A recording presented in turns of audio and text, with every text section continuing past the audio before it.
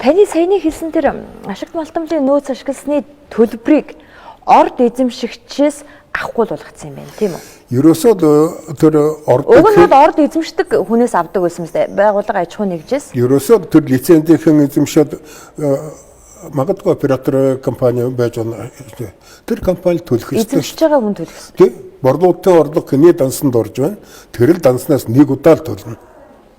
Тэгтэл энийг одоо жишээлбэл үндсэн хуулийн цэц дөрөв болохгүй гэдэг дүгнэлт гаргахад нэг хурал хүлээж авахгүй буцаалаа.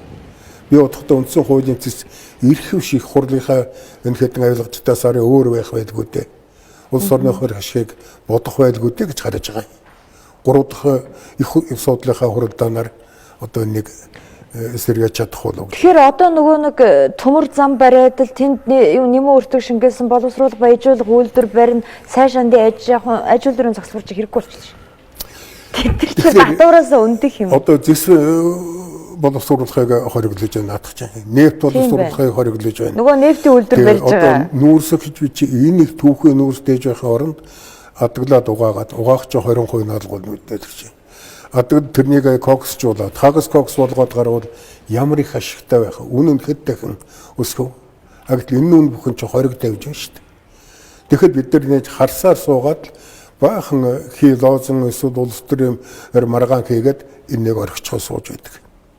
Би орчин түрүүн хэлээ энэ асуудал лицензийн асуудал яаж юм болсон юм бэ? Ягаад Монголд юм замбрааг уусан юм бэ гэж.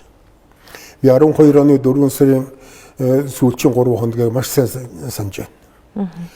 Тэр үед нь South Sense-ийн очоод нүүрснийхээ нөөцийг өөр компанид зарна гэдэг. Тэгээд би хурлын зарим гишүүд нь хэлсэн юм да. Эх орноо сэтгэлшин шавхар үлдсэн бол энийг та нар нэг янзлаач гэдэг таньдаг нөхдүүдтэй хэлж байсан. 5 сарын 1 гэхэд энэ хэлцээр нь болох байсан.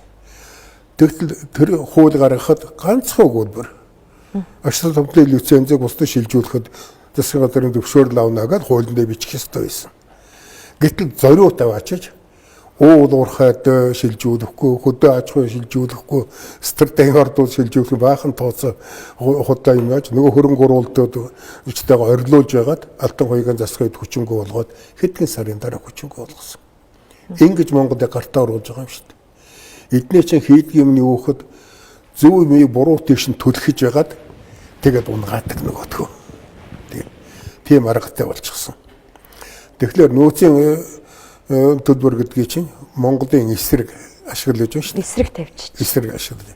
Энийг өнөөдөр төр засаг харж өөрчлөх ёстой юм.